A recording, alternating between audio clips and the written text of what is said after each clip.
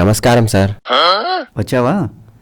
అక్కడ sweet box అను బట్టలు అవన్నీ పెట్టించాను, ఇంటికి తీసుకెళ్ళు. దేనికి సార్? విశేషం ఏంటి? విజయవాడ పక్కన ల్యాండ్ ఉందా, అది మనకి అలొకేట్ అయింది.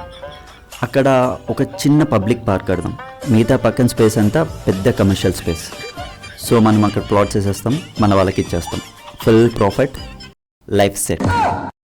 ఆ ల్యాండ్ అంతా పాత గవర్నమెంట్ ఉన్నప్పుడు కోర్టులో కేసు నచ్చింది కదా సార్, అది మనకు అలొకేట్ అవుతుందా? మళ్ళీ తర్వాత ఏదైనా ప్రాబ్లం రాదా సార్? పొట్టి శ్రీరాములు గారు తెలుగు వాళ్ళందరి కోసం అని చెప్పి ఒక రాష్ట్రాన్ని తీసుకొచ్చారు. కానీ మనం ఏం చేసాం? వచ్చిన రాష్ట్రాన్ని ఒక లీడర్ తన స్వలాభం కోసం రెండుగా విడదీశాడు. ఇప్పుడు మళ్ళీ అంతర్యుద్ధాలు, మళ్ళీ ఈ రెండు కాస్త 4 అవుతాయి. రేపొద్దున ఏమవుతుందో ఎవరికి తెలియదు.